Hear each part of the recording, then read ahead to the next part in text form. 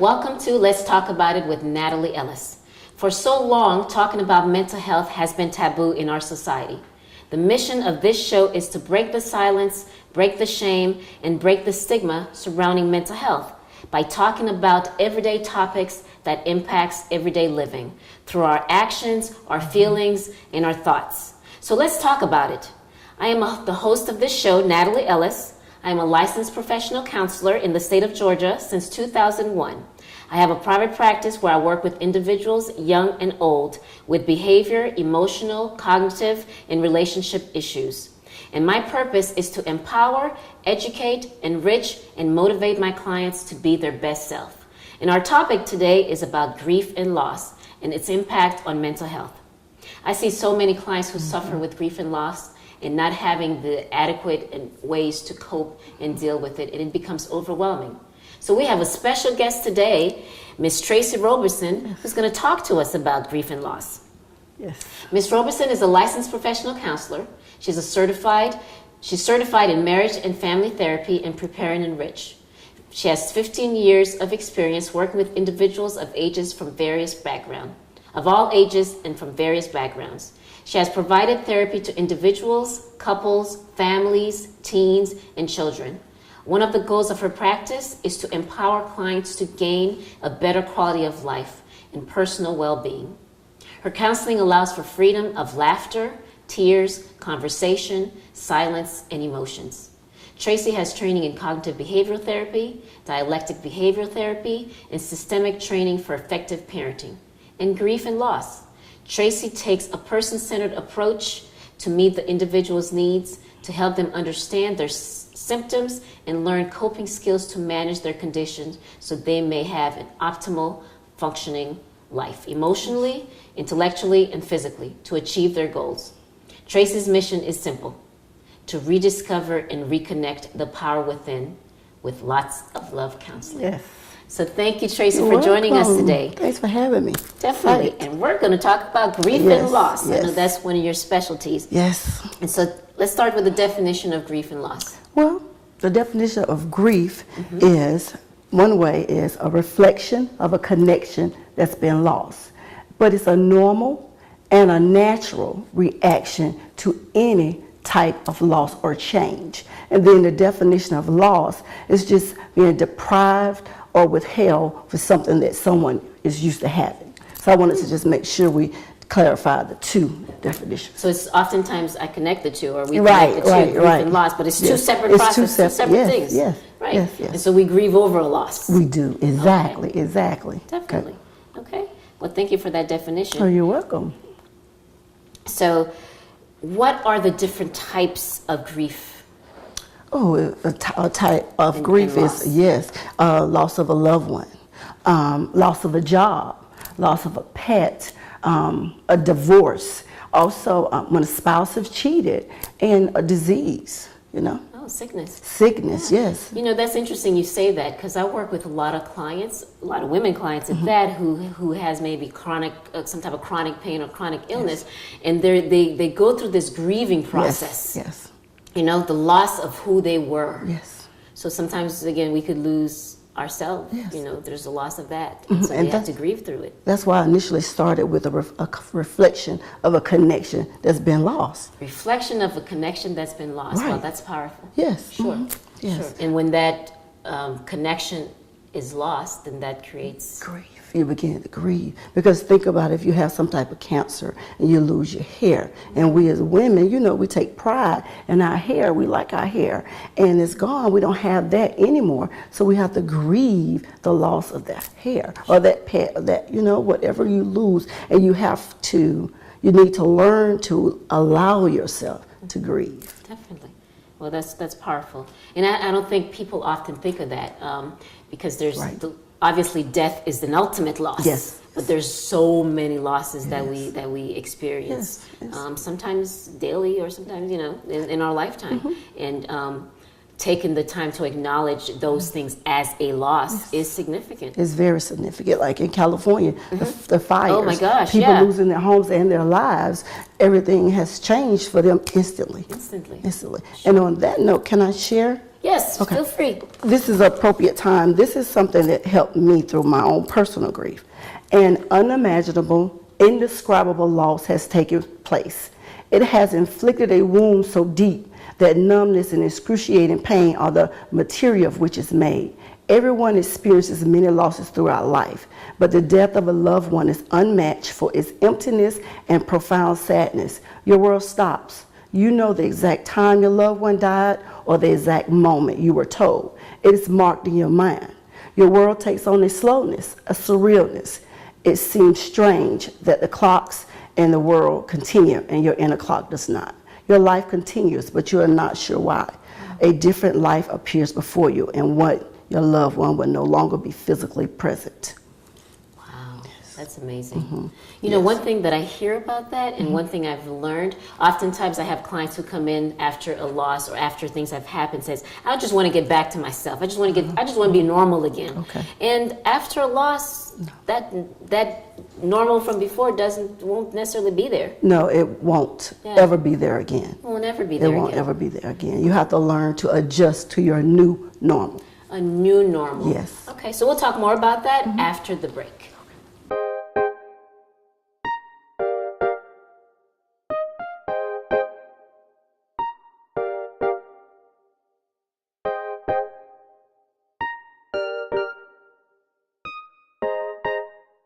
Welcome back to Let's Talk About It with Nathalie Ellis. And we have our special guest today, Miss Tracy Roberson, and we're talking about grief and loss. And Tracy talked about different types of losses that we can experience that can create grief. And so when we talk about grief, can you tell us the stages of grief? I hear there's stages of grief. Tell us about that. Yes, the stages of grief was pioneered by Elizabeth Kubler-Ross in 1969. However, she really focused on it with death and dying. So that's how the stages really came about. You have 5 stages, which are denial, anger, depression, bargaining, and acceptance. And with those 5 stages, you don't have to go in a particular order, or you may not go through all of those at all. For some people go through those stages, but the one most every person goes through is anger. Everyone goes through that stage. What would you say that anger is one that everyone goes through? Because it's pain. The anger is pain. Oh, it's an outward pain. Yes. Wow. And sometimes we aren't taught appropriately how to express that pain is that anger. Yes. Right. And I know you have a book here, yes. and the book talks. You go into detail about different stages and ways to kind of work through some of that. And with grief, the stages are a little different with loss.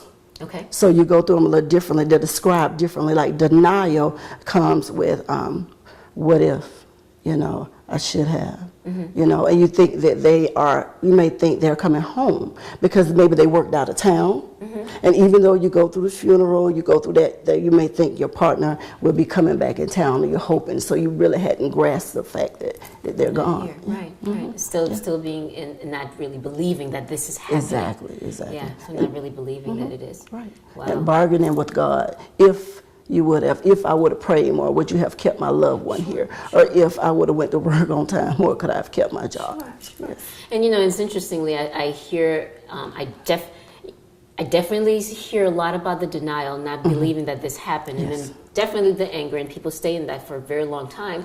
And then there's also with that bargaining, the what ifs. What if I had done this? Would they still be here? Would I have not? Would he have not broken up with me? Would I have not lost the house, or whatever the situation is? And there's a lot of guilt in that. Yes.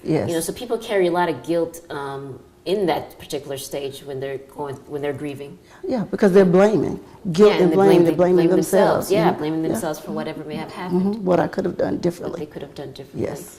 And would you say it's important to, because again, I get a lot of clients says, I just want to get back to normal. And there's that rush to get back to normal and not really acknowledging these stages. And so What do you think about that? Oh, you have to acknowledge those stages because it's inevitable that you're going to grieve, but you're making a choice if you suffer.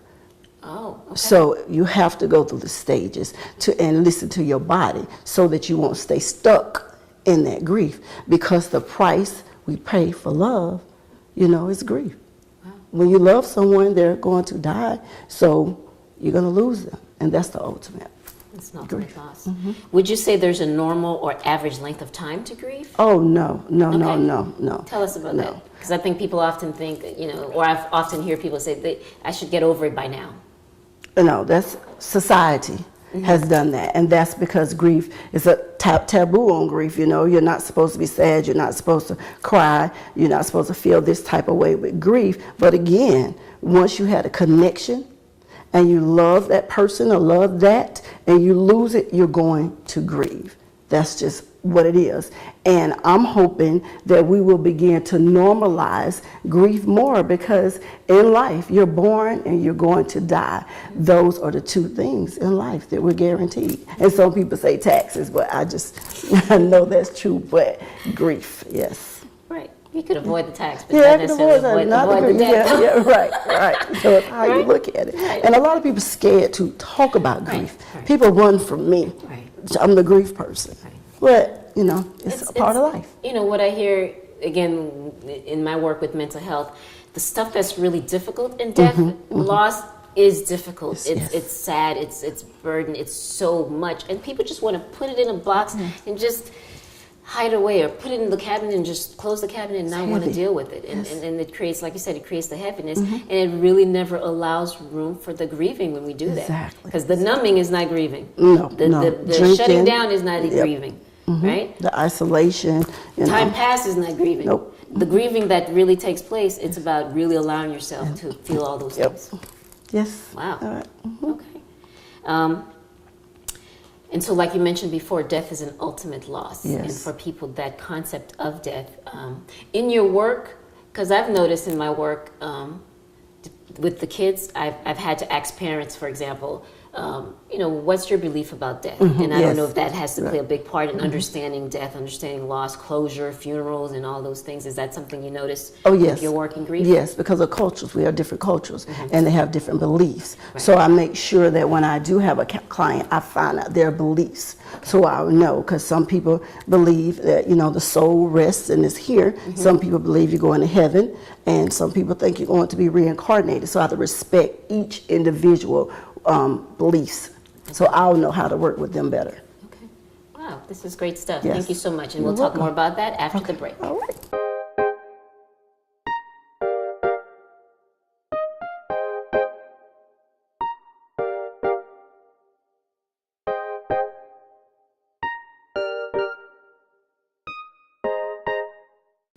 Welcome back to Let's Talk About It with Nathalie Ellis. And we have our special guest today, Miss Tracy Roberson, talking about grief and loss. We're talking about some great stuff. And thank you, Tracy, for telling us about the stages of grief and what all it entails. And really talking about the need for people to acknowledge their grief. And acknowledge the need to go through it. Yes. And oftentimes we run from it. We do, yes. Yeah. So I know you have a book, and in your book you talk a lot about ways to cope with grief and all that. Can you tell us a little bit about how you came about with the book and how your work in grief and loss became such a passion for you? Yes. Well, in 2013, I lost my brother. He was murdered on our father's birthday. And then I had about 4 or 5 after that. And even though I was a therapist, I still had to learn to cope with grief. So what I did was I turned all my pain and I put it into a journal. And it's very important because it teaches you coping skills. And it's after my brother, it's Lamar. It's listen, acknowledge, memorialize, accept, and recover. So through my grief and my pain, I put it into something to help myself and other people with their grief. And I'm just excited about it, but I had to go through that pain so I could make sure I help normalize grief for people. Okay. And so in the book itself is a tool. Oh yes, most definitely. To work through your grief. Yes. So what's an example of that tool? Well, number one, journaling. Journaling is like your silent listening friend. It's the key to really putting all your emotions and feelings down in that journal and being honest and authentic and intentional when you write. So for me, one of the quotes that I saw and that helped me as I was going through my grief. Grief is not a disorder, a disease, or a sign of weakness. It's an emotional, physical, and spiritual necessity. The price you pay for love.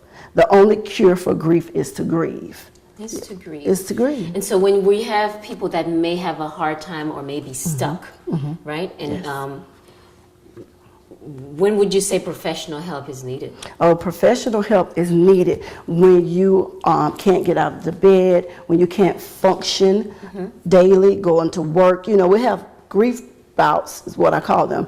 But when you can't do anything, you don't want to be around your friends, and someone asks you if you want some help. Oh, no, I don't. Denial again. Okay. Yes. Denial again. So that's interesting. So obviously the things you talked about, hard to get out of bed, the sadness, and so there's a level of depression there. Yes, and yes. sadness there. But that's some normal. of that is normal with That's grief. normal. That's normal right? with So grief, yes. in the stages of grief, you talked about depression, so some of that is definitely normal. And so given there's a grief, does that depression at some point become abnormal? Well, they call it complicated grief is what it's called. And then, again, you have to be aware of your body and yourself, listening to your emotions and knowing something doesn't feel right. If you want to, think of homicide, suicide, then that's when it begins to be not normal any longer, and when you may start seeking help. You can go to groups. You don't have to go to therapy if that's not what you choose to do, but there's a lot of places and resources for people to go to begin to heal. And if you don't feel comfortable, there's things online that you can look for grief to help you cope. And my journal is actually on sale at Amazon. You can locate it there if you want to get help, but you have to be ready to. That's the thing about it. Because it's definitely a process. It's an ongoing process. Yes. And the thing about stages too, in regards to that process, is you can potentially go through the stages and be okay, and during anniversary times or birthdays, holiday maybe time. The holidays coming up, that you may be triggered. I don't know if that's the right word to use. You may be triggered and the grief is re-triggered again. Yes. And so can you talk a little bit about that, and how can somebody, especially the holidays is coming up, what are some things they can do? Learn to memorialize that person. What they like, what food they like, what clothes they like to wear. Just acknowledge that part of that person, because that person is still in your heart, because you have the connection with them. So it's good to acknowledge that person around holiday time and name them, So during the holiday, and that would also work for birthdays or anniversaries. Yes, most definitely, and those type of things as well. Yes. And you'll begin to heal. Right. If you acknowledge it. But it's hard, but you have to do the work, because you want to be normal again. Right. A little normal, because you're not the same. You won't be the same. You won't be the same. Right. Yes. Right. And so so that's a good point. So that's great work, and definitely the journaling, and I can see how the journaling it helps with the acknowledgement of that pain, Right. And being able to begin to do the work to heal. Yes.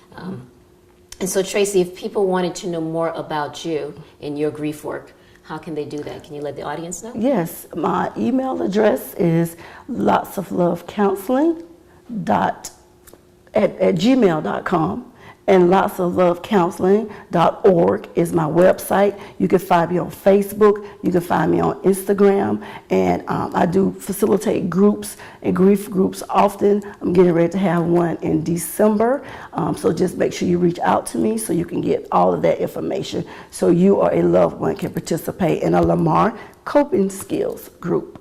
Okay. Well, thank you so much for that, and great information on grief and loss. And thank you all for joining us on Let's Talk About It with Nathalie Ellis. And again, the mission is to break the silence, break the shame, and break the stigma surrounding mental health. Thank you.